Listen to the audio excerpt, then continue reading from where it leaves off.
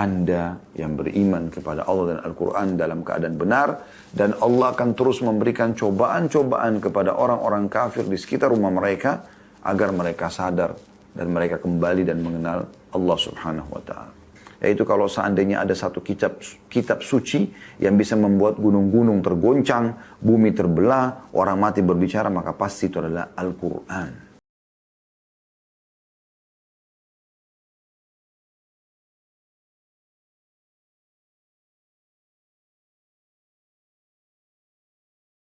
Dan pada kesempatan ini insya Allah sesuai dengan permintaan panitia kita akan bahas mukjizat Al-Quran.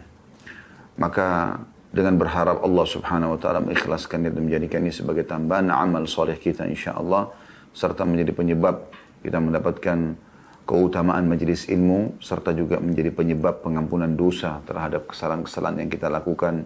Karena kita sedang beramal soleh dan Allah mengatakan bahwasanya amal-amal soleh itu akan menghapuskan dosa-dosa. Dan kita berharap tentunya ini adalah salah satu amal saleh kita dengan izin Allah subhanahu wa ta'ala. Baik, kita akan bahas teman-teman sekalian materi kita ini bermula dengan Al-Quran. Al-Quran adalah kalamullah, perkataan Allah subhanahu wa ta'ala. Pada saat seorang mukmin menyebutkan atau seorang muslim menyebutkan Allah, maka kira-kira apa yang terlintas di benak Anda? Jawaban sederhana, dia adalah pencipta, pemilik, penguasa, semua yang di langit, semua yang di bumi, semua yang di kedalaman lautan, terjangkau oleh tidak terjangkau oleh mata kita. Itulah Allah. Dia pencipta, dia pemilik, dia penguasa, dia yang menghidupkan, dia yang mematikan. Dan kita hidup serta meninggal dan berjuang di atas kalimat La ilaha illallah, yang artinya la ma'buda bihaqqin illallah. Tidak ada Tuhan di langit, di bumi yang berhak untuk disembah kecuali Allah. Dan ini konsep dasar dulu, pondasi bahasan kita ini. Saya ingin teman-teman sekalian agar bisa mengenal dan lebih memposisikan Al-Quran pada kedudukan yang sebenarnya, maka Anda coba mengenal dulu pemilik Al-Quran itu, Allah subhanahu wa ta'ala. Bisa Anda buka dalam Al-Quran surah Ar-Rum, surah nomor 30, ayatnya ayat 40. Saya berharap teman-teman pada kesempatan ini banyak membuka aplikasi Al-Quran, karena memang kita sedang membahas tentang mukjizat Al-Quran.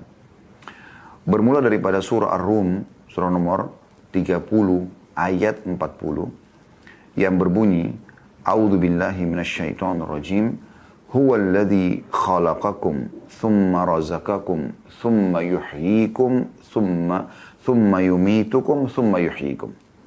Saya ulangi, huwallazi khalaqakum thumma razaqakum thumma yumitukum thumma yuhyikum. Hal min syurakaikum man yaf'alu min dzalika min syai' subhanahu wa ta'ala amma yusyrikun.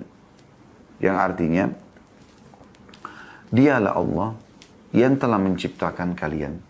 Artinya dari tidak ada menjadi ada. Semua kita, semua manusia, semua jin, semua hewan-hewan, semua tumbuh-tumbuhan, semua yang kita lihat di muka bumi ini, air, awan, langit, matahari, bintang-bintang, segalanya. Dia menciptakan kalian semua. Dialah yang telah menyiapkan rezeki buat kalian. Artinya sesuatu yang membuat roda kehidupan bisa berjalan. Dialah yang mematikan kalian.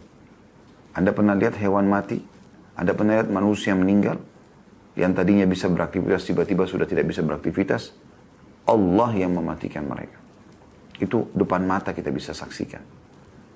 Dan dia juga yang menghidupkan kalian. Anda pernah lihat ada hewan yang baru dari telur, misalnya ayam menetas telurnya lalu menjadi hewan. Yang tadinya cair, Anda bisa goreng telur tersebut. Kemudian setelah itu Anda bisa juga membesarkan ayam tersebut, lalu kemudian Anda sembelih, Anda makan lagi dagingnya. Terus begitu pola. Coba sentuh secara keimanan teman-teman. Jangan hanya sekedar, oh ini ayam saya pengen makan, selesai. Ya, mirip juga dengan buah-buahan. Siapa yang menata teman-teman sekalian anggur di tangkainya dengan begitu rapi? Siapa yang menata? Tentu dengan cita rasanya, dengan warnanya yang indah, ungu, hitam, merah, ya, atau lebih kepada merah, hitam, hijau, ya. Pisang, warna kuningnya yang indah, tertata dengan rapi. Ya, biasa dikatakan dengan pisang yang tersisir, ya, tersusun seperti sisir yang rapi. Durian, manggis, dan segala macam buah-buahan yang lainnya. Dengan beragam macam warna, rasa, dan seterusnya. Ya. Maka Anda lihat semua itu, dari tidak ada menjadi ada. Dari biji yang kering bisa tumbuh menjadi pohon dan hidup. Tidak pernah ada yang mengaku menciptakan, menghidupkan, mematikan seperti Allah. Tidak ada. Siapa kira-kira yang mengaku sebagai Tuhan di muka bumi ini? Kemudian Anda coba tanyakan apa yang dia ciptakan. Fir'aun yang mengaku sebagai Tuhan dan dia punya kerajaan yang sangat besar. Wilayah kekuasaannya seluruh Afrika. Bahkan menjangkau ya setengah bumi ini kurang lebih dikuasai sama Fir'aun. Ya, ini kurang lebihnya, ya. Makanya dia sombong, dia mengaku sebagai Tuhan. Dia sendiri ikut sistem mau tidak mau. Malam tiba dia istirahat, siang dia beraktivitas. Dia juga mulai dari bayi, anak-anak, remaja, dan dia menjadi raja, dan dia menikah, dan dia pun meninggal. Ya. Dia pun haus, maka dia butuh dengan air. Tentu kalau Tuhan tidak butuh dengan ciptaannya. Dan tidak pernah Fir'aun berani mengatakan, saya yang membuat air ini. Saya yang membuat oksigen yang kalian hirup itu sehingga kalian bisa hidup. Begitu juga dengan kisah sebelumnya yang Allah gambarkan tentang Namrud. Raja zalim yang hidup di zaman Ibrahim alaihissalam. Anda tinggal ketik di Google peninggalan Raja Namrud di Babilonia. Akan kelihatan. Masih tertinggal puing-puing peninggalannya. Fir'aun, Anda bisa melihat muminya sampai sekarang. Ramses yang kesekian yang telah ditenggelamkan oleh Allah SWT di masa Musa alaihissalam. Masih ada fakta-faktanya semua. Dan mereka pun yang mengaku, dua-duanya ini mengaku Tuhan, tapi mereka tidak bisa buat apa-apa. Mereka pun mati. Tidak pernah ada yang mengaku seperti ini kecuali Allah subhanahu wa ta'ala. Kata Allah, apakah ada sekutu-sekutu yang kalian sembah selain Allah, atau kalian partnerkan dengan Allah, patung-patung kah, pohon, keramat kah, syaitan, jin kah, yang bisa melakukan itu, sesuatu dari itu, kecil saja. Contoh misalnya anggur kalau sudah dipetik dari tangkainya, bisa nggak dia tancapin kembali? Pisang yang sudah dikupas, bisa nggak dia tempel kembali, melekat seperti awal? Dan seterusnya. Maka Allah mengatakan maha suci dan maha tinggi Allah terhadap apa yang mereka sekutukan. Subhanallah, kalimat la ilaha illallah ini teman-teman sekalian, kalimat meringkas semua pertanyaan yang membuat manusia bingung. Karena dengan melihat ke langit, melihat ke bumi, melihat ke dalaman lautan, apapun terjangkau atau tidak terjangkau oleh mata dia, apapun yang dia bisa rasakan, ya, dari senang, sedih dan segala macam. Kalimat kuncinya la ilaha illallah. Tidak ada yang menciptakan semua itu kecuali Allah subhanahu wa ta'ala. Ayat yang lain, Anda bisa lihat surah Ghafir atau surah Mu'min. Surah nomor 40 ayat 64. Yang berbunyi, A'udhu billahi minasyaitonir rajim. Allahu alladhi ja'ala lakumul arda qararan was samaa'a bina'an wa sawwarakum fa ahsana suwarakum. Wa sawwarakum fa ahsana suwarakum wa razaqakum minat tayyibat. Dzalikumullahu rabbukum fatabarakallahu rabbul alamin. Ya. Surah Ghafir atau surah Mu'min, surah nomor 40 ayat 64. Mudah-mudahan Anda sudah bisa buka dan saya terjemahkan.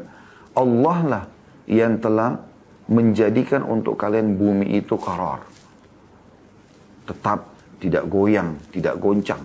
Bisa dibangun di atasnya. Bisa berjalan di atasnya, bisa bercocok tanam, bisa diambil hasilnya. Dan menjadikan untuk kalian langit sebagai bangunan. Kita bisa saksikan langit yang begitu besar. Dan telah membentuk kalian dengan sesempurna bentuk. Alis seperti ini, mata seperti ini, hidung, mulut, dan seterusnya. Ya. Allah mengatakan itu. Dan telah memberikan kalian rezeki dari yang baik-baik. Allah membuat hidung kita suka dengan bau wangi.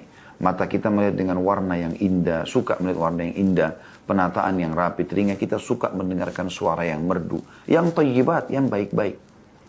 Allah buat itu, dan Allah buat kita tidak suka dengan suara yang bising, warna yang gelap, pemandangan yang kotor, ya. Allah buat semua itu.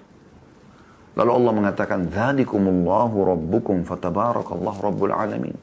Itulah Tuhan kalian Allah, maka maha berkah Allah, Tuhan alam semesta. Allah subhanahu wa ta'ala memperkenalkan semua itu tentang dirinya, ya. Dan Allah membantah teman-teman sekalian semua yang disembah selain Allah.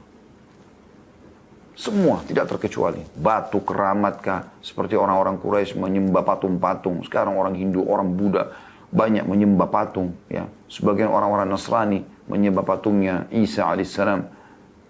Ada orang menyembah pohon keramat, ada orang menyembah syaitan. Semua itu kedustaan yang dikarang-karang. Mereka tidak punya apa-apa sama sekali. Mereka juga makhluk Allah. Coba perhatikan baik-baik dalam surah Al-Ankabut. Surah nomor 29 ayat 17. Ya, surah nomor 29 ayat 17. A'udzu billahi minasyaitonir rajim. Innama ta'buduna min dunillahi awthana wa takhluquna ifka. Sesungguhnya yang kalian sembah selain Allah itu adalah berhala-berhala, dan kalian menciptakannya dusta. Bohong ini. Dikarang-karang. Patung yang dibuat, dia yang lukis, dia yang gambar, dia yang warnain, dia yang pikul, dia yang berikan nama. Pada saat rusak dia perbaiki, lalu dia panggil Tuhan.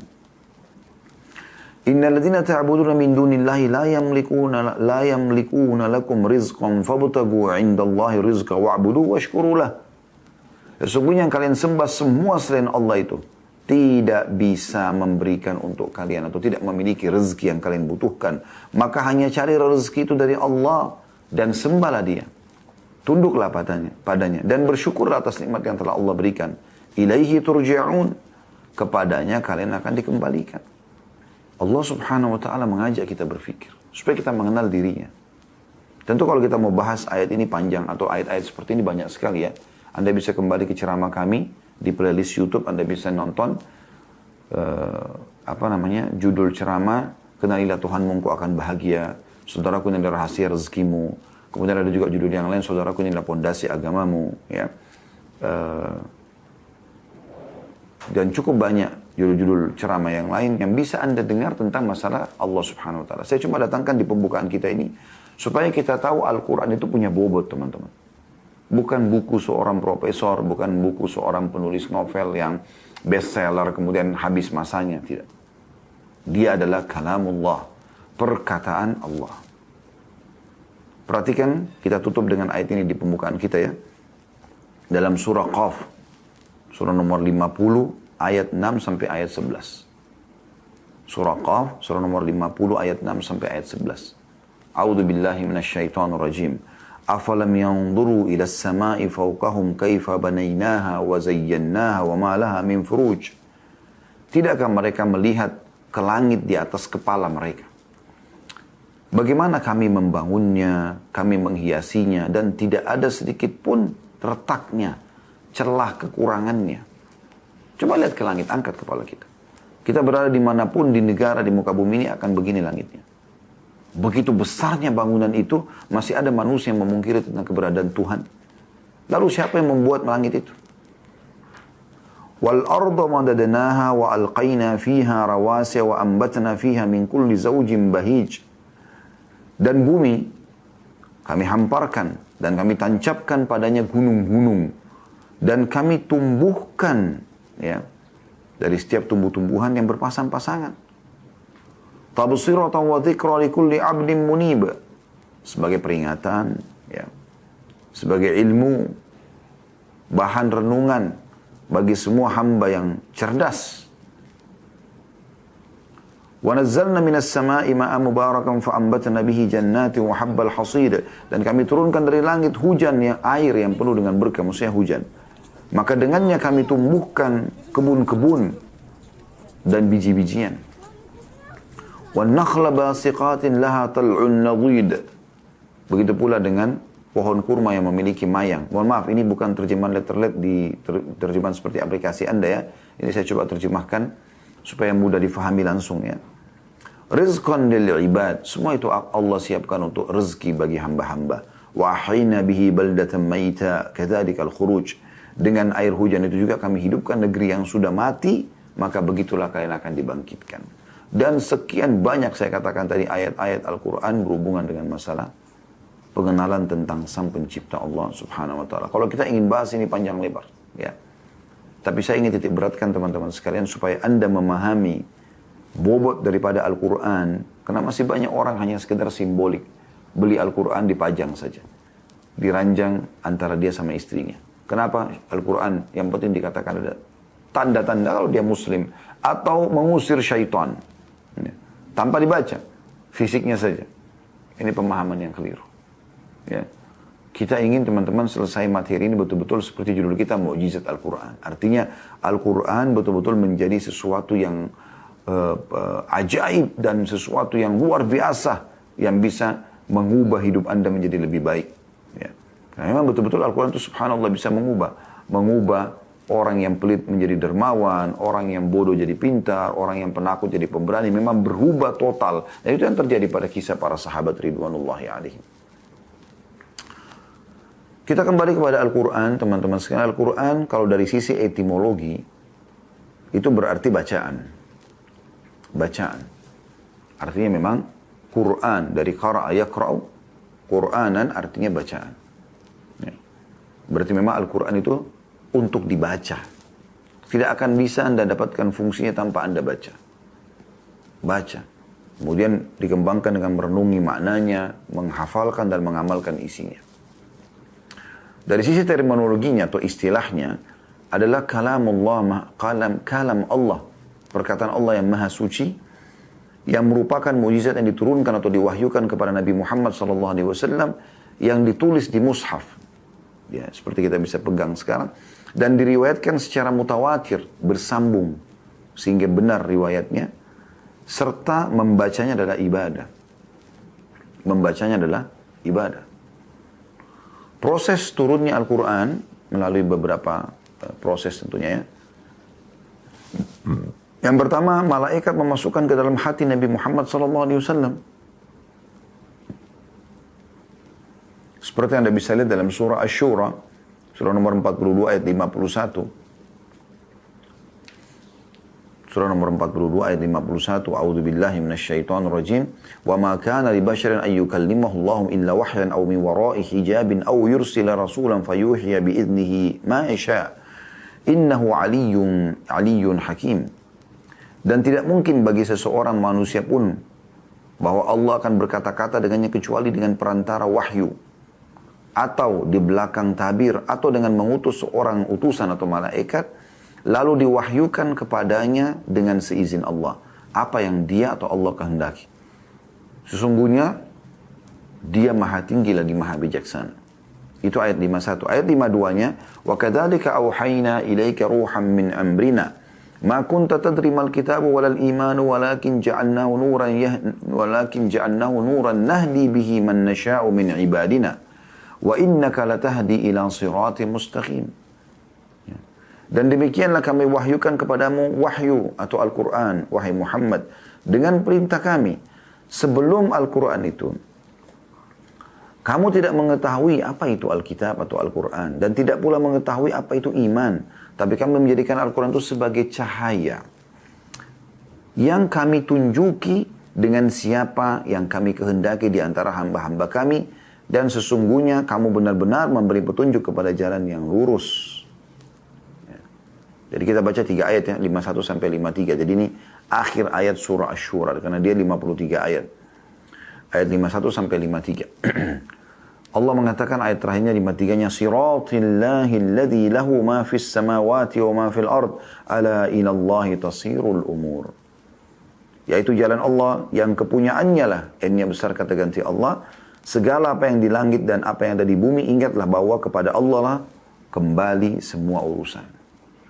Nah, jadi di sini kita bisa lihat bagaimana Allah Subhanahu wa taala memastikan kalau Al-Quran itu diturunkan kepada Nabi Muhammad SAW dengan mengutus malaikat. Ya, sebagaimana dijelaskan tadi. Ya. Kemudian, ya cara yang kedua, malaikat menjelma jadi manusia dan menyampaikan dalam bentuk kata-kata kepada Nabi Muhammad SAW. Ini cukup banyak kasusnya. Cukup banyak kasusnya. Bagaimana pada saat Jibril alaihissalam datang kemudian mengajarkan Al-Quran kepada Nabi Muhammad SAW. Disebutkan dalam beberapa riwayat sahih, riwayat Bukhari. Kalau di bulan Ramadan Nabi SAW belajar Al-Quran dari Jibril. Yang ketiga, malaikat datang dalam rupa aslinya dan menyampaikan wahyu. Ya. Seperti kasus Jibril datang dalam bentuk rupa asli malaikat yang memiliki 600 ekor sayap. Allah ceritakan dalam surah An-Najm. Surah nomor 53 ayat 13 sampai ayat 14. Ya. Saya ulangi dari awal saya. Ayat 1 sampai ayat 13 atau 14-nya ya. A'udzu billahi minasyaitonir surah An-Najm surah nomor 53 wan najmi idza hawa. Demi bintang ketika terbenam, maksudnya pada saat hilang dia tidak kelihatan karena terangnya matahari ya. Bagaimana itu merupakan tanda-tanda kebesaran Allah. Ma dhalla sahibukum wa ma ghawa.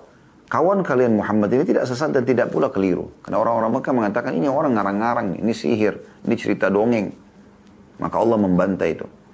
Di ayat 3-nya wa ma yantiqu 'anil hawa. Wa ma yantiqu 'anil hawa, dan tiada yang diucapkan itu, maksudnya Al-Qur'an, menurut kemauan hawa nafsunya. Ayat 3, ayat 4-nya in huwa illa wahyun yuha. Sesungguhnya ucapan itu tidak lain hanyalah wahyu yang diwahyukan kepadanya. Ya. Jadi Allah berikan kepada dia. 'Allamahu syadidul quwa, yang diajarkan kepadanya oleh Jibril yang sangat kuat. Ya. Jadi sini sekaligus memberikan gambaran bagaimana malaikat Jibril memasukkan ke dalam hati Nabi Muhammad SAW. Jibril menjelma jadi manusia, ya. Kemudian mengajarkan kepada Nabi Muhammad SAW. Kemudian malaikat berubah datang dalam bentuk rupa aslinya. Ini semua sebenarnya ada gambaran dalam surah An-Najm ini. Tapi kita sedang titik beratkan poin nomor 3, malaikat datang dalam rupa aslinya. Lalu dikatakan allamahu syadidul quwa, yang diajarkan kepadanya oleh Jibril yang sangat kuat. Itu ayat 5. Ayat 6-nya dzu mirratin fastawa, yang mempunyai akal yang cerdas. Ya. Dan Jibril itu menampakkan diri dengan rupa yang asli. Rupa asli malaikat. Ayat 7-nya wa huwa bil ufuqil a'la, sedang dia berada di ufuk yang tinggi. Maksudnya di langit. Nampak oleh Nabi SAW tapi sangat besar gitu. Ayat 8-nya, thumma dana fatadalla, kemudian dia mendekat kepada Muhammad lalu bertambah dekat lagi. Ayat 9-nya, fakana qaba qausaini aw adna, maka jadilah dia dekat pada Muhammad sejarak 2 ujung busur panah atau lebih dekat lagi. Ayat 10-nya, fa'auha ila abdihi ma auha, lalu dia Jibril menyampaikan kepada hamba Allah Muhammad SAW apa yang telah Allah wahyukan. Ayat 11-nya, maka dzabal fuadu ma ra'a, hatinya tidak mendustakan apa yang telah dilihatnya. Maksudnya Nabi Muhammad SAW betul-betul nyata menyaksikan malaikat.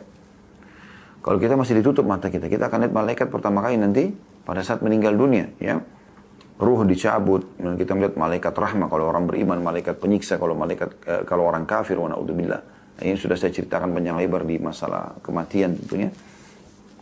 Jadi Nabi Muhammad SAW membenarkan apa yang dilihat itu dan nyata. Ayat 11, ayat 12-nya, afatumarunahu ala ma yara, apakah kalian wahai kaum musyrik Mekah hendak membantahnya tentang apa yang telah dilihatnya? Ayat 13-nya, walaqad ra'ahu nazlatan ukhra, dan pastikan bahwasanya sesungguhnya Muhammad telah melihat Jibril dalam rupa asli pada waktu yang lain lagi. Ayat 14-nya, inda sidratil muntaha, di sidratil muntaha, ini pada saat kejadian Isra dan Mi'raj.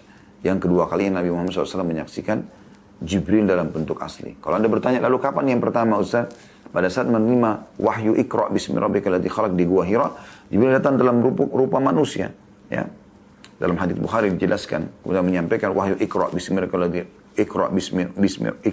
rabbikal ladzi khalaq, khalaqal insana min 'alaq, sampai 5 ayat kurang lebih, ya. Iqra rabbukal akram alladzi 'allama bil kalam 'allamal insana ma lam ya'lam. Ya, itu turun di Gua Hira. Karena Nabi Muhammad SAW ketakutan pada saat itu. Karena tengah malam dan ada orang datang tidak dikenal tiba-tiba memeluk beliau lalu menyuruh membaca ini. Sudah saya panjang lebar sampaikan dalam kajian Sirah Nabawi tentang prosesi itu ya. Tapi yang jelas teman-teman sekalian, Nabi Muhammad SAW lari turun dari Gunung Hira, ya, dari Gua Hira, dari Jabal Nur atau Gunung Nur di Mekah, karena ketakutan. Begitu turun, pas tiba di padang pasir yang luas, di situ Jibril alaihissalam datang dalam bentuk aslinya, sebagai malaikat. Dalam hadis Bukhari dikatakan, lalu dia mengatakan, ya Muhammad, ana Jibril wa anta Rasulullah. Wahai Muhammad, aku adalah Jibril, engkau adalah utusan Allah. Ya. Itu yang pertama. Yang kedua kali pada saat Jibril AS mengantar Nabi Muhammad SAW ke langit untuk menerima perintah sholat 5 waktu, pas tiba di Sidratil Muntaha, pembatas antara Allah dengan hamba-hambanya, maka Jibril berubah menjadi wujud asli lagi, menjadi malaikat. Ini diceritakan dalam surah An-Najm. Dan itu dekat sekali dengan surga. Ya. Di ayat 14 tadi tentang Jibril berubah jadi wujud asli. Ayat 15-nya Allah menggambarkan, Indaha jannatul ma'wa. Di dekatnya ada surga tempat tinggal. Dekat Sidratul Muntaha itu. Ya. Jadi ini bagaimana Allah Subhanahu wa taala gambarkan masalah hal tersebut. Bisa juga dalam hadits Bukhari diceritakan mekanisme yang keempat Al-Quran turun, yaitu wahyu yang turun seperti gemerincing suara lonceng, dan ini yang paling berat yang disampaikan atau yang diterima oleh Nabi SAW. Ya. Ini yang paling berat oleh beliau Sallallahu Alaihi Wasallam. Dan kemudian ini seringkali kalau ada kejadian-kejadian, maka Nabi SAW ke samping atau menyendiri, kemudian beliau merasa keringatan, lalu kemudian beliau mendengarkan suara gemerincing, ya, lonceng, lalu kemudian beliau menerima wahyu.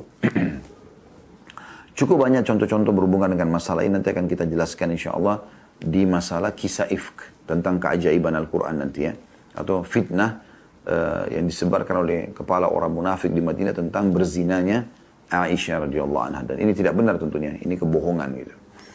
Baik, hikmah turunkan Al-Quran secara beransur-ansur juga ada teman-teman sekalian ya. Al-Quran tidak turun langsung seperti Taurat dalam 40 hari langsung diterima semuanya oleh Musa alaihissalam, tapi Nabi Muhammad SAW menerima secara beransur-ansur. Al-Quran turun beransur kurang lebih 22 tahun ya, 2 bulan dan 22 hari.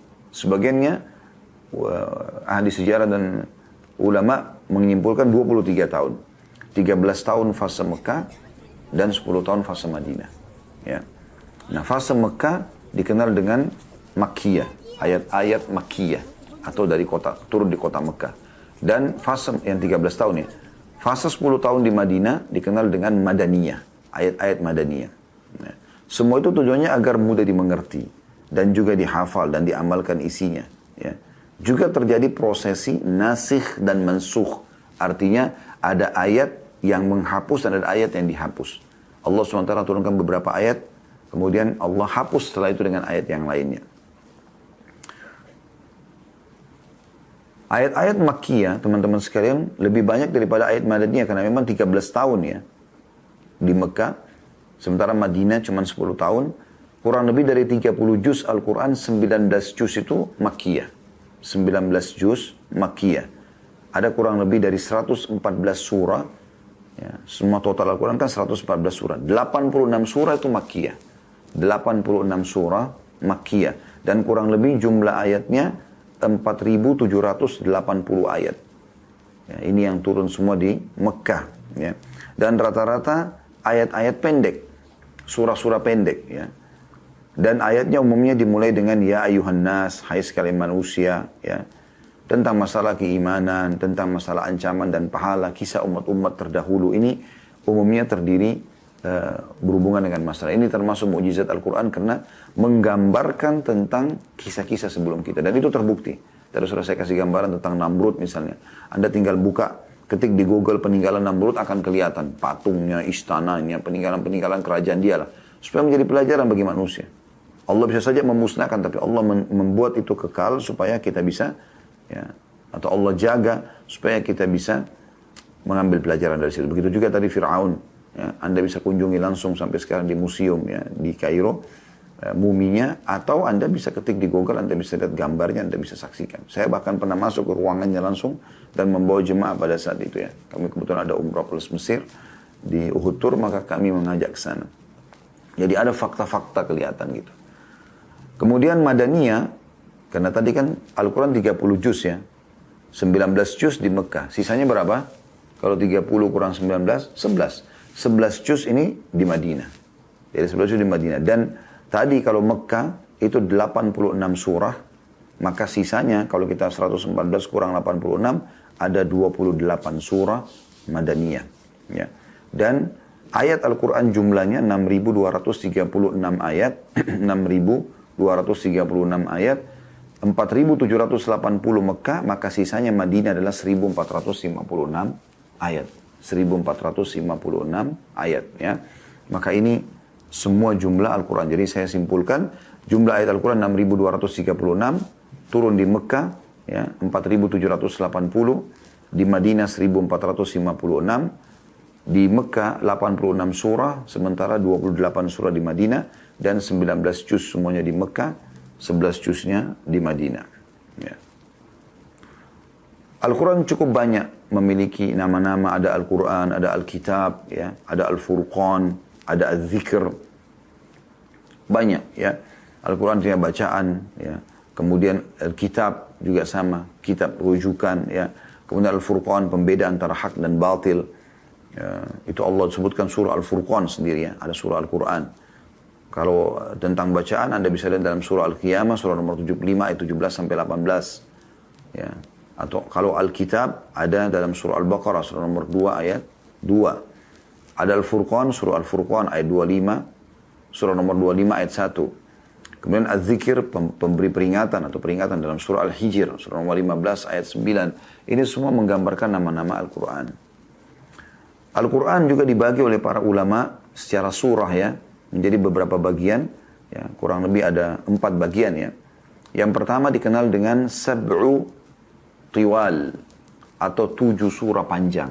Sab'u tiwal, ya, 7 surah panjang itu yang pertama adalah Al-Baqarah surah nomor 2, kemudian Al-Imran surah nomor 3, An-Nisa surah nomor 4, Al-A'raf, ya.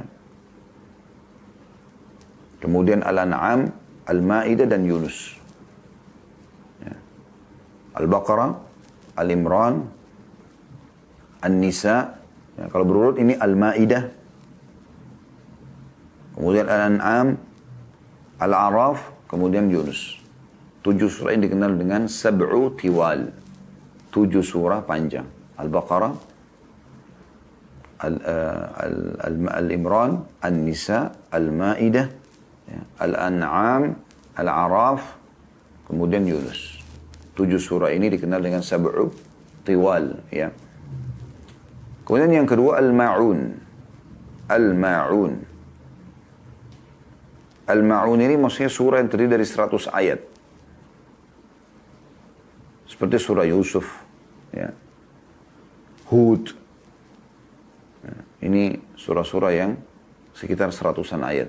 Yang ketiga Al-Mathani, yang kurang dari 100 ayat, seperti Al-Anfal, Al-Hijr, ya. Kemudian yang terakhir, yang keempat Al-Mufassal, atau surah-surah pendek seperti Ad-Duha, Al-Ikhlas. Nah ini ulama bagi seperti itu kurang lebih jadi 4 bagian. Sab'u Tiwal, 7 surah panjang. Kemudian Al-Ma'un, surah yang terdiri dari 100 ayat. Al-Mathani, surah yang kurang dari 100 ayat. Kemudian Al-Mufassal, surah-surah pendek, ya. Al-Quran ini teman-teman sekalian, agar Anda bisa memahami tentang dahsyatnya Al-Quran, ya. Saya minta teman-teman tolong ayat ini selalu renungi. Surah Ar-Ra'd, dibuka surah nomor 13 ayat 31. Surah Ar-Ra'd, surah nomor 13 ayat 31. A'udzu billahi minasyaitonir rajim. Saya ulangi kembali, tolong dibuka, ya. Surah Ar-Ra'd, surah nomor 13 ayat 31. A'udzu billahi minasyaitonir rajim. Walau anna Qur'anan suyirat bihil jibalu au qutti'at bihil ardu au kullima bihil mauta. Walillahil amru jami'an afalam yai'asil ladhina amanu allau yasha'allahu lahadan nasa jami'a. Wala yazaluna alladhina kafaru tusibuhum bima sana'u qari'atun au tahullu qariban min darihim hatta ya'tiya wa'dullah innallaha la yukhliful mi'ad. Dan sekiranya ada satu bacaan atau kitab suci yang dengannya, dengan bacaan itu, gunung-gunung dapat digoncangkan. Gunung yang kokoh bisa goncang, meledak, meletus, ya, hancur. Atau bumi jadi terbelah, bumi terbelah. Atau orang yang sudah mati dapat berbicara, maka tentu itu adalah Al-Quran. Ya. Sebenarnya segala urusan, kata Allah, adalah kepunyaan Allah. Maka tidaklah orang-orang beriman itu mengetahui bahwa seandainya Allah menghendaki semua manusia bisa beriman, tentu Allah akan memberi petunjuk kepada manusia semuanya. Dan orang-orang kafir senantiasa ditimpa bencana disebabkan perbuatan mereka sendiri. Dan bencana itu terjadi dekat tempat kediaman mereka. Sehingga datanglah janji Allah, sungguhnya Allah tidak menyalahi janjinya. Dari ayat ini Anda kalau renungi baik-baik, Anda tadabburi, Anda akan renungi, Anda yang beriman kepada Allah dan Al-Quran dalam keadaan benar. Dan Allah akan terus memberikan cobaan-cobaan kepada orang-orang kafir di sekitar rumah mereka, agar mereka sadar dan mereka kembali dan mengenal Allah subhanahu wa ta'ala. Tapi saksi bahasan kita di potongan awal ayat ini, yaitu kalau seandainya ada satu kitab suci yang bisa membuat gunung-gunung tergoncang, bumi terbelah, orang mati berbicara, maka pasti itu adalah Al-Quran. Dalam ayat lain, Allah memperlihatkan bagaimana mukjizatnya Al-Quran, bagaimana keajaiban Al-Quran. Surah Al-Hasyr, surah nomor 59, ayat 21. Surah nomor 59 ayat 21 yang bunyinya A'udzu billahi minasyaitonir rajim. Lau anzalna hadzal Qur'ana 'ala jabalin lara'aitahu khashi'an mutasaddian min khasyatillah wa tilkal amthalu nadribuha lin-nasi la'allahum yatafakkarun. Kalau sekiranya kami turunkan Al-Qur'an itu kepada sebuah gunung yang manusia lihat bisa dengan mata kepala, cari gunung yang terbesar di muka bumi dan Anda lihat bagaimana besarnya. Di Indonesia cukup banyak Allah perlihatkan tanda-tanda kebesaran gunung ini. Kalau seandainya kami turunkan Al-Quran pada gunung, pasti kamu akan melihatnya tunduk terpecah belah disebabkan ketakutannya kepada Allah. Karena mereka tahu itu adalah kalamullah. Dan perumpamaan-perumpamaan ini atau perumpamaan-perumpamaan itu kami buat untuk manusia agar mereka berfikir. Al-Quran ini teman-teman sekalian bukan main-main.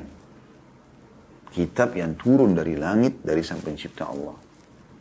Renungi ayat-ayat ini. Surah An-Naml, surah nomor 27 ayat 6. Setelah mendengarkan bagaimana dahsyatnya gunung bisa hancur, bumi bisa terbelah, orang mati bisa berbicara dengan Al-Quran. Ya. Dalam surah An-Naml Allah menggambarkan kalau memang betul ini turun dari sang pencipta Allah. Dan makhluk Allah tahu tentang masalah itu. Air, api, semua tumbuh-tumbuhan, hewan tahu Al-Quran itu. Ya. Sebagian besar manusia, yang kufur sebagian kecil dari manusia, yang tidak mau baca Quran, yang tidak mau beriman kepadanya. Ya. Dalam surah An-Naml, surah nomor 27 ayat 6, Allah berfirman, A'udzu billahi minasyaitonir rajim, wa innaka latulaqqal Qur'ana min ladun hakimin alim. Sesungguhnya kau benar-benar diberi Al-Quran dari sisi Allah yang maha bijaksana lagi maha mengetahui. Sesungguhnya kamu hai Muhammad benar-benar diberi Al-Quran dari sisi Allah. Langsung dari Allah. Dalam surah Al-Insan, surah nomor 76, yang berbicara tentang kita, tentang manusia Al-Insan. Ayat 23 Allah mengatakan, A'udzu billahi minasyaitonir rajim. Inna nahnu nazzalna 'alaikal Qur'ana tanzila. Sesungguhnya kami benar-benar telah menurunkan Al-Qur'an kepada Muhammad dengan beransur-ansur. Lalu Allah memastikan siapa yang belajar Al-Quran, Allah akan mudahkan dia untuk bisa belajar. Allah akan mudahkan dia untuk bisa membacanya, menghafalnya, memahami maknanya, menerapkan dalam hidupnya. Sebagaimana Allah jelaskan dalam surah Ar-Rahman, surah nomor 55 ayat 1 sampai ayat 2. A'udzu billahi minasyaitonir rajim. Ar-Rahman 'allamal Qur'an. Tuhan yang Maha Pemurah yang telah mengajarkan Al-Quran. Al-Quran ini juga Allah bantah kalau ada yang mengatakan ada tambahan ayatnya, ada sebagiannya, atau bahkan semuanya dari selain Allah. Allah sebutkan dalam surah Yunus, salah dari 7 surah yang panjang tadi ya. Surah nomor 10 ayat 37. A'udzu billahi minasyaitonir rajim. Ma kana hadzal Qur'anu an yuftara min dunillahi walakin tasdiqal ladzi baina yadayhi wa tafsilal kitabi la raiba fihi min rabbil alamin. Tidak mungkin Al-Quran ini dibuat oleh selain Allah. Akan tapi Al-Quran itu membenarkan kitab-kitab yang sebelumnya, ada Taurat, ada Injil, ada Zabur, dan menjelaskan hukum-hukum yang telah ditetapkannya. Ya. Maksudnya adalah Al-Quran menjelaskan secara rinci hukum-hukum yang telah disampaikan dalam Al-Quran itu sendiri. Tidak ada keraguan di dalamnya, diturunkan dari Tuhan semesta alam. Dan ini bukan buku bestseller yang Anda boleh punya pilihan mau baca atau tidak. Ini kitab dari Sang Pencipta Allah. Lalu Allah subhanahu wa ta'ala untuk memastikan lagi bahwasanya adalah milik Allah. Dan Allah memang selalu menjaga Al-Quran. Allah menantang semua jin dan manusia. Coba datangkan seperti Al-Quran. Dalam surah Isra, surah nomor 17 ayat 88 Allah berfirman. Surah Isra, surah nomor 17 ayat 88. A'udzu billahi minasyaitonir rajim. Qul la in ijtama'atil insu wal jinnu ala an ya'tu bimithli hadzal qur'ani la ya'tuna bimithlihi walau kana ba'dhum li ba'dhin dhahira. Katakan hai Muhammad, tantang semua mereka jin dan manusia tidak terkecuali. Sesungguhnya jika manusia dan jin berkumpul untuk membuat yang serupa dengan Al-Quran ini, maka mereka tidak akan dapat membuat yang serupa dengannya sekalipun sebagian mereka menjadi pembantu sebagian yang lainnya. Dan ini ayat sudah turun dari 1400 tahun yang lalu. Belum pernah ada yang bisa dan tidak akan pernah ada yang bisa untuk mendatangkan seperti Al-Quran. Keajaiban yang luar biasa. Oleh karena itu teman-teman hidup bersama Al-Quran.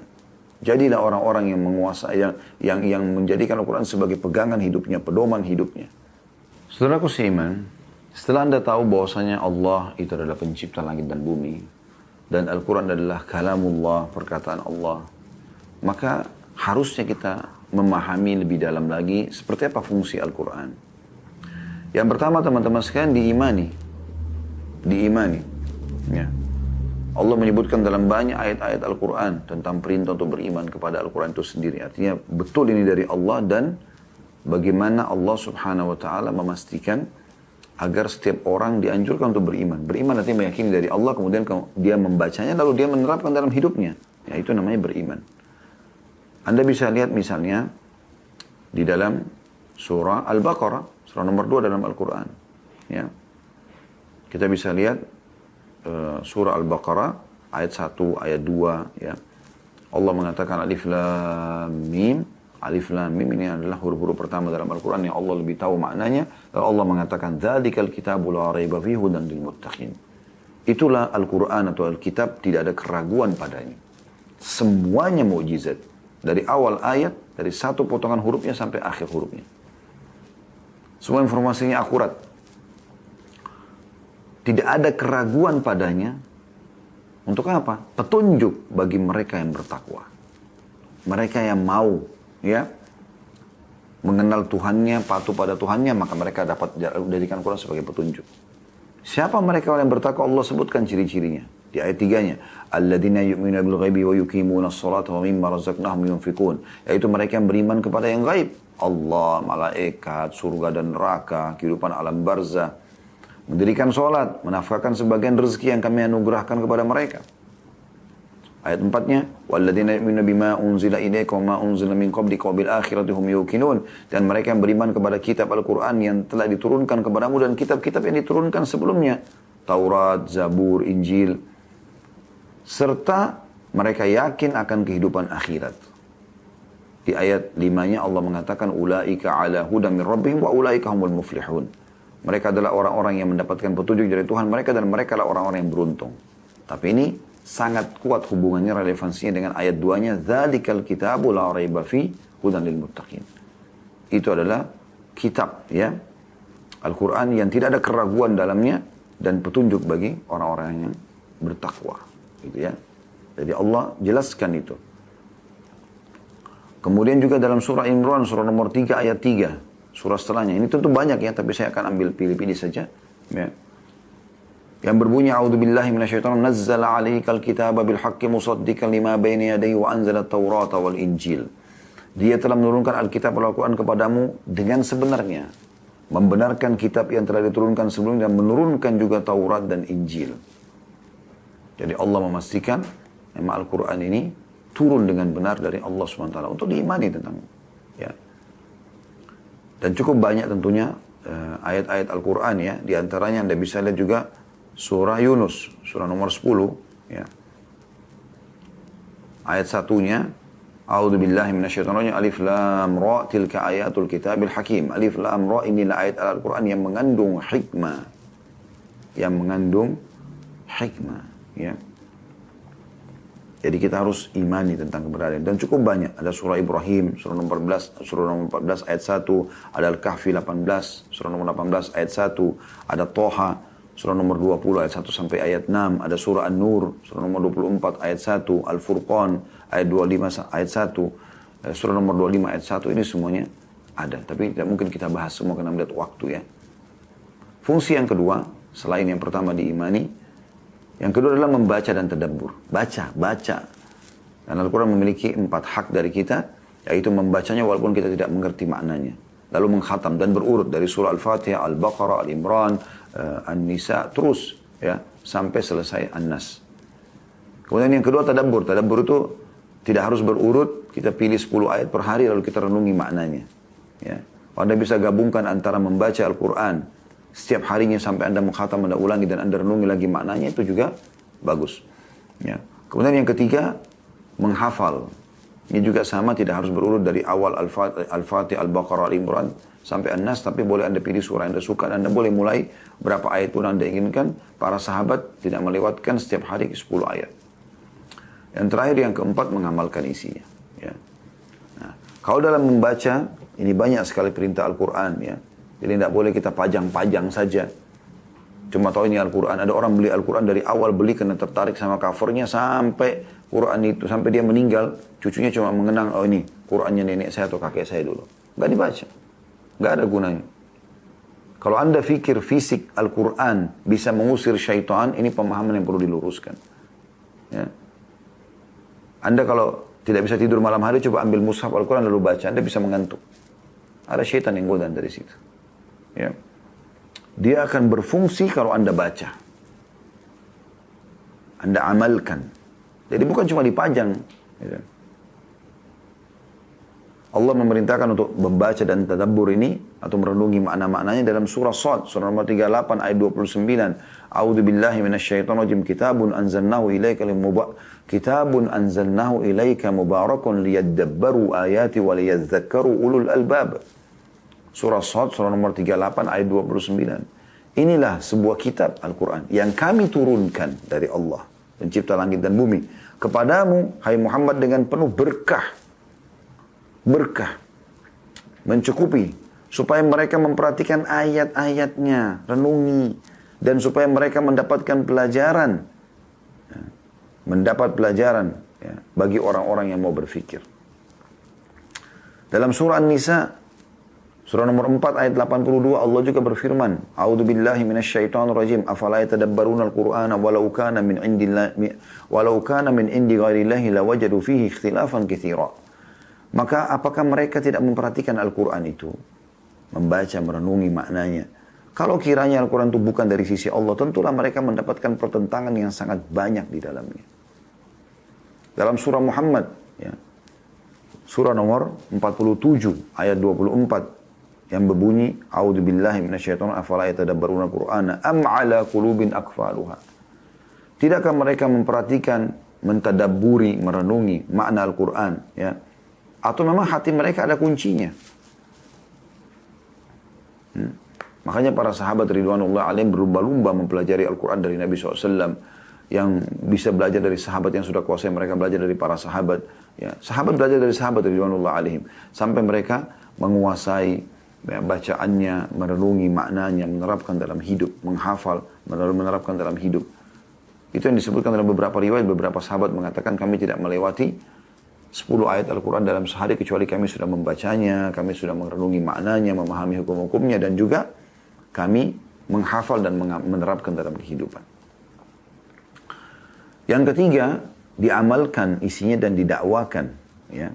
Diamalkan isinya dan didakwakan. Anda bisa lihat surah Al-An'am, surah nomor 6 dalam Al-Quran, ya. Ayat 19, ya. Ayat 19. A'udzu billahi minasyaitonir rajim. Qul ayyu syai'in akbaru syahadah. Qulillah syahidun baini wa bainakum. Wa uhiya ilayya hadzal Qur'anu li'unzirakum bihi wa man balagha. أئنكم لتشهدون أن مع الله آلهة أخرى قل لا أشهد قل إنما هو إله واحد وإنني بريء مما تشركون. Katakan, hai Muhammad, siapa yang lebih kuat persaksiannya? Katakan adalah Allah. Ya. Pasti semua ini Allah yang paling benar. Dia menjadi saksi antara aku dan kamu. Dan Al-Quran diwahyukan kepadaku supaya dengan dia aku memberi peringatan kepadamu dan kepada orang-orang yang sampai Al-Quran kepadanya. Jadi Nabi SAW suruh sampaikan Al-Quran ini. Ya, untuk jadi peringatan. Apakah sesungguhnya kamu mengetahui bahwa ada Tuhan-Tuhan lain di samping Allah? Katakanlah, hai Muhammad, aku tidak mengakuinya. Katakan, sesungguhnya dia Allah adalah Tuhan yang Maha Esa dan sesungguhnya aku berlepas diri dari apa yang kamu persekutukan dengan Allah. Saksi bahasan kita potongan ayatnya. Dan Al-Quran ini diwahyukan kepadaku supaya dengan dia, Al-Quran, aku memberi peringatan kepadamu dan kepada orang-orang. Ya. Jadi di sini Allah SWT memerintahkan untuk itu. Ya. Al-Quran juga jadi petunjuk. Ya. Sebagaimana Allah sebutkan dalam surah Al-Baqarah surah nomor 2 ayat 185. A'udzu billahi minasyaitonir rajim. Syahrul Ramadan alladzi unzila fihil Qur'an hudan linnasi wa bayyinatin minal huda wal furqan. Al-Baqarah 185 tentang puasa Ramadan ya. Terjemahannya, bulan Ramadan bulan yang di dalamnya diturunkan permulaan Al-Quran sebagai petunjuk bagi manusia dan penjelasan mengenai petunjuk itu dan pembeda antara hak dan batil. Itu Al-Quran, fungsinya luar biasa, petunjuk. Ya. Dalam surah Isra, surah nomor 17 ayat 9, Allah SWT juga berfirman, Al-Isra, surah nomor 17 ayat 9, A'udzu billahi minasyaitonir rajim, inna hadzal Qur'ana yahdi lillati hiya aqwam. Yahdi lillati hiya aqwam wa yubashshirul mu'minina alladziina ya'maluna as-salihati anna lahum ajran kabira. Sesungguhnya Al-Quran ini memberikan petunjuk kepada jalan yang lurus, ya.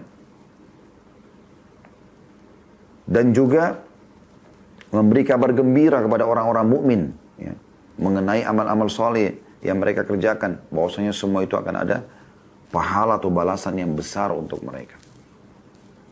Yang kelima, Al-Quran bisa menjadi obat dan kasih sayang.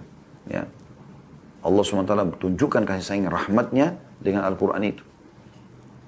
Ada sebuah buku yang saya pernah bedah ini di dunia Ruqyah mengobati jasmani dan rohani. Ditulis oleh Abdullah bin Abdul Aziz Al-Idan. Nah, ini buku kurang lebih ya, kecil sebenarnya, tapi di sini 177 halaman kurang lebih ya. Ini tentang Ruqyah. Saya pernah bahas panjang lebar dan ini penulis sangat menarik. Dia membedah, ini bukan tulisan kami ya. Cuman memang buku ini saya lihat cukup bagus dalam masalah Ruqyah. Dan di sini dijelaskan kalau Ruqyah itu bukan hanya sekedar untuk mengobati orang kesurupan, kena sihir, gangguan syaitan, ketindian dan sejenisnya atau ain. Tapi dia bisa untuk semuanya. Anda lagi gundah, gelisah, sedih, ya, baca Al-Quran. Anda lagi ingin dapat petunjuk, baca Al-Quran. Minta dengan Al-Quran itu Anda agar Allah berikan petunjuk. Bisa. Allah sebutkan dalam surah Isra, surah nomor 17 ayat 82. Penyakit apapun ya, selain sihir dan segala macam juga bisa sembuh dengan Al-Quran. Jadi Ruqyah syariah bukan hanya pada saat kesurupan atau diganggu oleh syaitan atau kena sihir. Keumuman firman Allah SWT surah Isra surah nomor 17 ayat 82 Anda renungi, A'udzu billahi minasyaitonir rajim wa nunazzilu minal Qur'ani ma huwa syifaa'un wa rahmatun lil mu'minina wa la yazidudz zalimina illa khasara. Yang artinya, dan kami turunkan dari Al-Quran sesuatu yang menjadi penawar dan rahmat, obat ini. Syifa itu obat, penyembuh, dan juga rahmat, kasih sayang Allah di situ. Allah akan jadikan sebagai penyembuh, penghilang gundah, ya. Rahmat bagi orang yang beriman dan Al-Quran itu tidaklah menambah kepada orang-orang zalim kecuali kerugian. Karena mereka tidak mau ambil pelajaran dari situ. Yang keenam, sebagai peringatan. Ya, bagi orang-orang yang mau membuat dirinya supaya dia sadar tentang apa tujuan dia hidup di muka bumi ini. Akan ada kehidupan akhirat. Al-Quran datang sebagai peringatan. Sebagaimana Allah jelaskan dalam surah Qaf, surah nomor 50 ayat 45. Yang bunyinya, A'udzu billahi minasyaitonir rajim. Surah Qaf, surah nomor 50 ayat 45. Fadzakir bil Qur'ani man yakhafu wa'id. Maka berilah peringatan dengan Al-Quran orang-orang yang takut akan ancamanku. Maksudnya akan muncul rasa takut kita kepada Allah dengan membaca Al-Quran. Dan Allah sudah mudahkan sebagai pelajaran. Siapapun yang ingin belajar bisa. Walaupun bukan orang Arab bisa belajar Al-Quran. Sebagaimana Anda ketahui kalau Anda sudah bisa baca Quran, bisa Anda belajar. Allah sudah jelaskan dalam surah Al-Qamar. surah nomor 54. Ini berulang kali Allah ulangi ayat ini ya. Di ayat 17, surah Al-Qamar, surah nomor 54, ayat 17-nya. Ayat 22, ayat 32, ayat 40. 4 kali Allah ulangi ayat ini, potongan ayat ini. Di surah yang sama, surah Al-Qamar, surah nomor 54, ayat 17, ayat 22, ayat 32, ayat 40. A'udzu billahi minasyaitonir rajim wa laqad yassarnal Qur'ana lidzikri fahal min muddakir. Dan kami telah mudahkan Al-Qur'an untuk pelajaran, peringatan. Maka adakah yang mau mengambil pelajaran? Ada nggak yang mau belajar? Ya. Ini Allah Subhanahu wa taala berikan gambaran kepada kita. Ya. Dan Allah akan melindungi orang yang membaca Al-Qur'an, teman-teman sekalian. Sebagaimana Allah jelaskan dalam surah Isra, surah nomor 17 ayat 45. A'udzu billahi minasyaitonir rajim. Al-Isra 17 ayat 45. Wa idza qara'tal Qur'ana ja'alna bainaka wa bainal ladzina la yu'minuna bil akhirati hijaban mastura. Dan apabila kamu membaca Al-Quran, niscaya kami adakan antara kamu dan orang-orang yang tidak beriman kepada kehidupan akhirat suatu dinding penutup. Ya. Jadi luar biasa gitu. Anda bisa lihat keajaiban Al-Quran ini. Kalau ada orang yang na'udzubillah kena sihir, kesurupan, ya, pernah belajar ilmu-ilmu kebatinan dan segala macam ini. Anda bacain aja ayat-ayat Al-Quran kalau Anda ikhlas dengan niat ruqyah, maka Anda akan lihat bagaimana reaksinya. Panas tubuhnya, kadang-kadang kesurupan, kadang-kadang pingsan. Ya.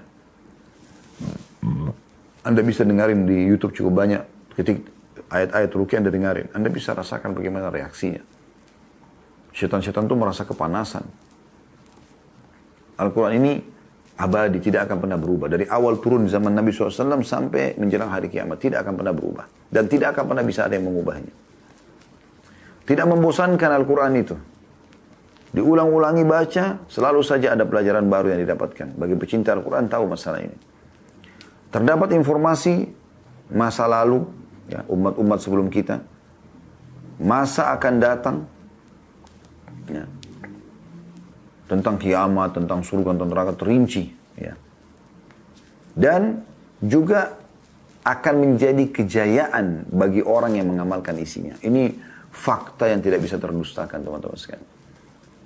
Sekarang 1443 Hijriah, berarti sudah 1443 tahun yang lalu Nabi SAW hijrah ke Madinah.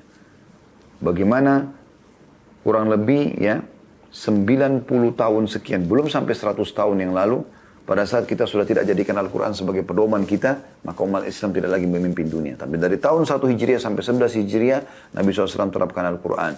Khulafaur Rashidin, dari tahun 11 sampai tahun 40, Abu Bakar, Umar, Uthman, Ali, Ridwanullah alaihim, juga menerapkan Al-Quran sebagai pedoman hidup mereka. Kemudian datang Umayyah, 40 sampai 132.